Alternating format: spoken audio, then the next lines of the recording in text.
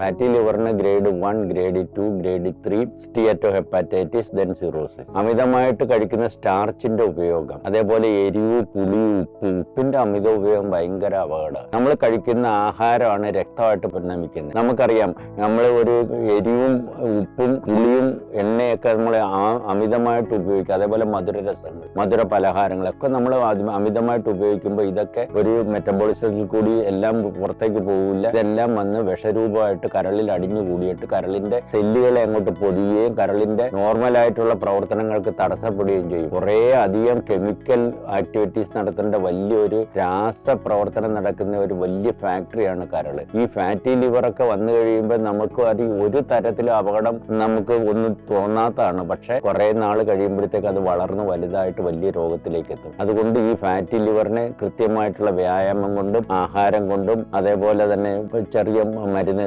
രക്തത്തിനെ ശുദ്ധീകരിക്കുന്ന ചില ഗുളികകളൊക്കെ ഉണ്ട്. ചന്ദ്രപ്രഭ ഗുളിക, ദൂഷ്യവിഷാരി ഗുളിക, അങ്ങനത്തുള്ള ഗുളികകളൊക്കെ കഴിച്ചു കഴിഞ്ഞ് വിഷത്തിനെ നിർഹരിച്ചു കഴിഞ്ഞ് കരളിൽ അടിഞ്ഞുകൂടിയിരിക്കുന്ന മാലിന്യങ്ങളെയൊക്കെ എല്ലാം ഇല്ലാണ്ടാക്കി കരളിന്റെ സുഗമമായ പ്രവർത്തനത്തിന് വേണ്ടുന്ന പച്ചക്കറികളും അത്യാവശ്യം പഴങ്ങളൊക്കെ കഴിക്കുക, നേരത്തിന് ഉറങ്ങുക, വ്യായാമം നന്നായി ചെയ്യുക, അമിതമായിട്ടുള്ള ഭക്ഷണത്തിന്റെ ഉപയോഗം കുറയ്ക്കുക. ഇത്രയൊക്കെ ശ്രദ്ധിച്ചു കഴിഞ്ഞാൽ ഫാറ്റി ലിവറിനെ നിശ്ചയമായിട്ടും നമുക്ക് റിവേഴ്സ് ചെയ്യാൻ സാധിക്കും.